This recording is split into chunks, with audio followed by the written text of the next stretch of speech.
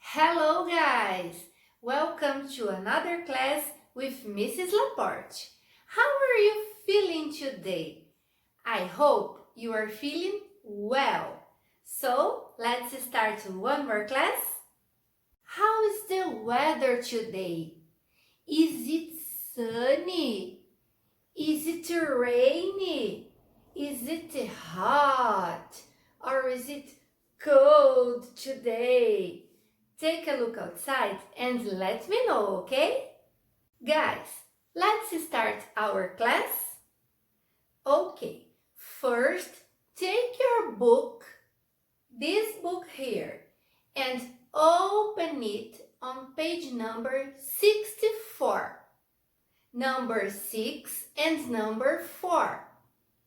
Primeiro, pegue o seu livro de inglês e abra na página 64, número 6 e número 4, ok?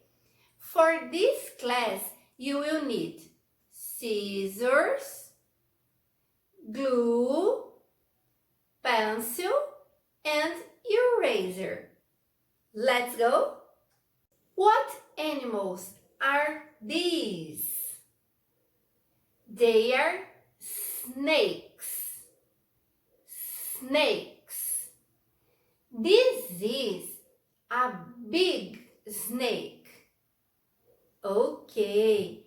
And this is a small snake. Repeat, guys. Big, small. Big, small. Big snake. Small snake.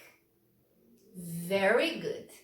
And what sound does the snake says? Let's think. The snake says s.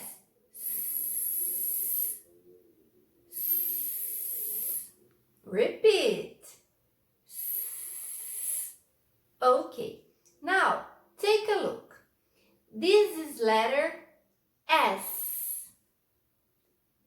S. Okay. This is a big S. And this is a small S. Okay, guys. Great job. On page number 64, you are going to cut out the missing words, paste them, trace the letters S under the pictures, and write, okay? Let's start. The cutouts are on page number 133.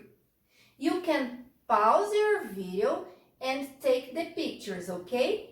I will wait for you. Os recortes estão na página 133. Você pode pausar o seu vídeo e pegar as imagens para colar, ok? Eu vou esperar por você. Não se esqueça de pedir ajuda para um adulto que esteja na sua casa. Vamos começar? Now that you have found and pasted all the pictures, very good. Let's repeat the name of the words after me. Soup. Soup.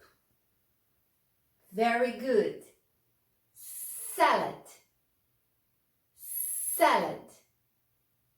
Okay. Sandwich. Sandwich. Sun. Sun. Great job. Socks. Socks. And the last one, seal. Seal. Okay, guys, very well. Did you like to learn the sounds of the letter S? I hope so. And that was it for today. I will see you in our next class, okay? Thank you, K3. Goodbye.